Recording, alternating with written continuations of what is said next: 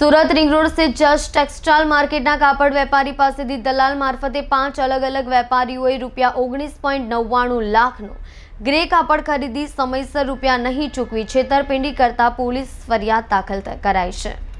સુરતમાં સિંગણપોર ખાતે રાધેશ્યામ સોસાયટીમાં રહેતા અને રિંગ રોડ સ્થિત જસ્ટ ટેક્સટાઇલ માર્કેટમાં ગ્રે કાપડની દુકાન ધરાવતા સુનિલ બલરની કાપડ દલાલ વિજેન્દ્ર શર્મા સાથે મુલાકાત થઈ હતી। વિનાયક ટેક્સટાઇલ્સના સતીશ ધીરારામ અને ઓમ સારીઝના રવિકુમાર દ્વારકા પ્રસાદ શ્રી ઓમ સારીઝના ભાગીદાર તેમજ મુકેશ સુખરામ છાબાની સાથે મુલાકાત કરાવી હતી। બાદમાં કાપડ વેપારી સુનિલ બલરને આ 5 વેપારીઓ સાથે વેપારી કરવા વિશ્વાસ અપાવી અલગ ચલણથી 19.99 લાખનો ગ્રે કાપડ ખરીદી સમયસર પેમેન્ટ ચૂકવી આપવા કહ્યું હતું। અચાનક 5 વેપારીઓ એકબીજાના મેળા પીપળામાં મળીને દુકાન બંધ કરીને ભાગી ગયા હતા। આ અંગે કાપડ વેપારી સુનિલ ભલરે સલાબતપુરામાં પોલીસ સ્ટેશનમાં છેતરપિંડી અંગે ફરિયાદ કરી હતી। પોલીસ પાસેથી મળતી માહિતી મુજબ રિંગ રોડ સ્થિત જસ્ટ ટેક્સટાઇલ માર્કેટમાં કાપડના વેપારી સાથે કાપડ દલાલ વિજેન્દ્ર શર્મા તથા अलंकती शराफ श्री विनायक टेक्सटाइल्सना मालिक सतीश धीराराम श्री ओम सारीजना मालिक रविकुमार